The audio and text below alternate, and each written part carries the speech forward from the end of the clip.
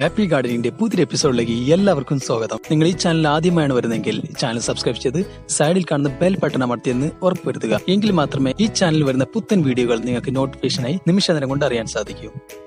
നമുക്ക് മഴക്കാലങ്ങളിൽ ഈസിയായിട്ട് വളർത്താൻ പറ്റുന്ന പൂക്കൾ തരുന്ന വള്ളിച്ചെടികൾ ഏതൊക്കെയാണെന്ന് ചോദിച്ചു കഴിഞ്ഞാൽ പെട്ടെന്ന് നമുക്കൊരു ഉത്തരം നൽകാൻ പറ്റുന്നില്ല. അങ്ങനെ നിങ്ങൾക്ക് ഉത്തരം നൽകാൻ പറ്റുന്നില്ലെങ്കിൽ തീർച്ചയായിട്ടും നിങ്ങൾക്ക് ഈ വീഡിയോ കാണാം. ഈ വീഡിയോയിൽ നമുക്ക് 5 വ്യത്യസ്ത ഇനം വള്ളിച്ചെടികൾ, അതായത് പൂക്കൾ തരുന്ന വള്ളിച്ചെടികൾ നമുക്ക് മനസ്സിലാക്കാം. അപ്പോൾ നമുക്ക് വീഡിയോ കിടക്കാം. അപ്പോൾ നമ്മൾ വീഡിയോയിൽ ആദ്യം മനസ്സിലാക്കാൻ പോകുന്ന ചെടി ഗാർലിക് വൈനാണ്. അപ്പോൾ ഗാർലിക് വൈൻ്റെ പ്രത്യേകത അതിന്റെ പേര് സൂചിപ്പിക്കുന്ന പോലെ തന്നെ വെളുത്തുള്ളിയോട് സമാനമായിട്ടുള്ള ഗന്ധമാണ് ഇതിന്റെ ഇലകൾക്ക്. ഞെരടിയിട്ട് മണപ്പിച്ച് നോക്കി കഴിഞ്ഞാൽ കറക്റ്റ് വെളുത്തുള്ളിയുടെ അതേ സ്മെല്ലായിരിക്കും. പക്ഷേ പൂക്കൾ തരുന്ന വളരെ മനോഹരമായിട്ടുള്ള ഒരു ചെടി തന്നെയാണ് ഗാർലിക് വൈന്.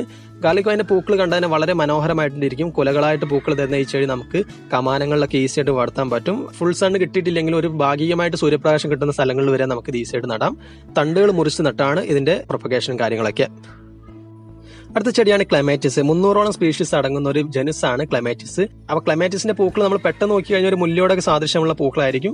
ഇതിന് നമ്മൾ കേരളത്തിൽ പൊതുവായിട്ട് വിളിക്കുന്ന മറ്റൊരു പേരാണ് ബ്രൈഡൽ ബൊക്കെ. ശരിക്കും ബ്രൈഡൽ ബൊക്കെ വേറൊരു ചെടിയാണ്. അതിനെക്കുറിച്ച് നമുക്ക് മറ്റൊരു വീഡിയോ പറയാം. ക്ലമാറ്റിസ് പൊതുവെ നമ്മുടെ കേരളത്തിൽ അവൈലബിൾ ആയിട്ടുള്ള വെറൈറ്റി വെളുത്ത നിറവും പിന്നെ മഞ്ഞ നിറവുമാണ്. ഇത് കൂടാതെ പിങ്കും റോസും കളറിലൊക്കെ ക്ലമാറ്റിസ് വരുന്നുണ്ട്. അങ്ങനെ നിങ്ങളുടെ കയ്യിലെ വെറൈറ്റീസ് ഉണ്ടെങ്കിൽ താഴെ കമന്റ് ചെയ്യുക. അപ്പോൾ വളരെ സിമ്പിൾ ആയിട്ട് വളർത്താൻ പറ്റിയ നന്നായിട്ട് പൂക്കൾ തരുന്ന നല്ല സുഗന്ധമുള്ള പൂക്കൾ തരുന്ന ഒരു ചെടിയാണ് ക്ലമാറ്റിസ്. വള്ളി മുറിച്ച് ഇത് നടേണ്ടത്. ഭാഗ്യമായിട്ട് സൂര്യപ്രകാശം കിട്ടുന്നിടത്തും പൂർണ്ണമായിട്ട് സൂര്യപ്രകാശം കിട്ടുന്നിടത്തും നമുക്ക് ഈ ക്ലമാറ്റിസ് നടാം.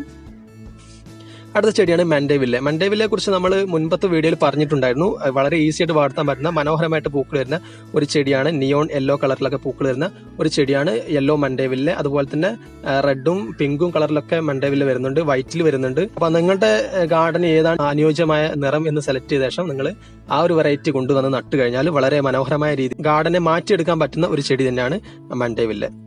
അടുത്ത ചെടിയാണ് ഗോൾഡൻ കാസ്കേഡ്. ഗോൾഡൻ കാസ്കേഡിന്റെ പ്രത്യേകത എന്ന് വെച്ചിട്ടുണ്ടെങ്കിൽ കണിക്കൊന്നയോട് സാദൃശ്യമായ പൂക്കളായിരിക്കും.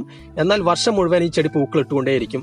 എന്നാൽ കണിക്കൊന്നയുടെ പോലെ വളരെ പെട്ടെന്ന് പൂക്കൾ കൊഴിഞ്ഞു പോല ഏകദേശം 1.5 മാസത്തോളം ഇതിന് പൂക്കൾ വാടാതെ പൂങ്കുലകളായിട്ട് തൂങ്ങിക്കിടക്കും. അപ്പോൾ നമ്മൾ വീട്ടിൽ ആർച്ച് പോലെ എന്തെങ്കിലും ഭാഗങ്ങളൊക്കെ ഉണ്ടെങ്കിൽ തീർച്ചയായിട്ടും കയറ്റി കൊടുക്കാവുന്ന ഒരു ചെടിയാണ് ഗോൾഡൻ കാസ്കേഡ്.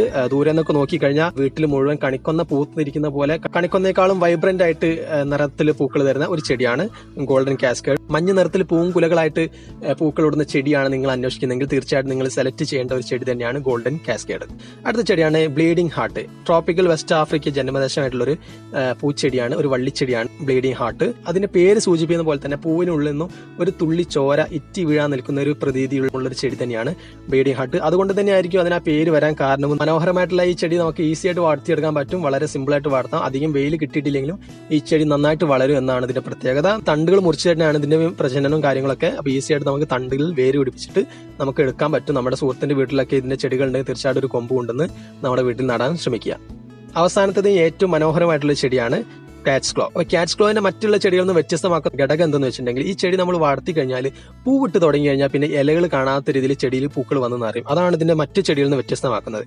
അപ്പൊ നമ്മുടെ വീട്ടിൽ ഒരു ഒഴിഞ്ഞു കിടക്കുന്ന മതിലൊക്കെ ഉണ്ടെങ്കിൽ അതിലേക്കാണ് കയറ്റി വിട്ട് കഴിഞ്ഞാൽ പൂക്കൾ വന്നു കഴിഞ്ഞാൽ പിന്നെ മതിൽ കാണില്ല, ഈ ചെടിയേയും കാണില്ല. പകരം പൂക്കൾ വന്ന് ഈ ചെടി മൊത്തമായിട്ട് മൂടിപ്പോകും. അങ്ങനത്തെ ഒരു മനോഹരമായിട്ടുള്ള പൂക്കൾ തരുന്ന ഒരു ചെടിയാണ് കാറ്റ്സ് ക്ലോ. ഇതിന്റെ ഈ കാറ്റ്സ് ക്ലോ എന്നുള്ള പേര് വരാൻ കാരണം പൂച്ചയുടെ നഖം പോലുള്ള കുറച്ച് ഭാഗങ്ങൾ ഈ ചെടിയിലുണ്ട്. ആ ഭാഗങ്ങൾ ഉപയോഗിച്ചാണ് ചെടി പറ്റി പിടിച്ച് മതിലേക്ക് വലിഞ്ഞു കയറുന്നത്. അതുകൊണ്ട് തന്നെയായിരിക്കും ഇതിന് കാറ്റ്സ് ക്ലോ എന്ന് പേരും വന്നിട്ടുണ്ടാവുക. വളരെ അഗ്രസീവ് ആയിട്ടാണ് ഇതിന്റെ വളർച്ച. നമ്മൾ നട്ട് കഴിഞ്ഞാൽ തന്നെ വളരെ പെട്ടെന്ന് തന്നെ വളർന്ന് പന്തലിച്ചങ്ങ് പോവും. ഇടയ്ക്കൊക്കെ നമ്മളൊന്ന് പ്രൂൺ ചെയ്ത് കൊടുത്താൽ വളരെ മനോഹരമാക്കി എടുക്കാൻ പറ്റും. നമുക്ക് ഹെഡ്ജായിട്ട് നമുക്ക് വളരെ ഈസി ആയിട്ട് നമ്മുടെ പൂന്തോട്ടത്തിൽ വളർത്താൻ പറ്റിയ മനോഹരമായിട്ടുള്ള, ഞാൻ 100 മാർക്കും കൊടുക്കുന്ന ഒരു ചെടി തന്നെയാണ് കാറ്റ്സ് ക്ലോ.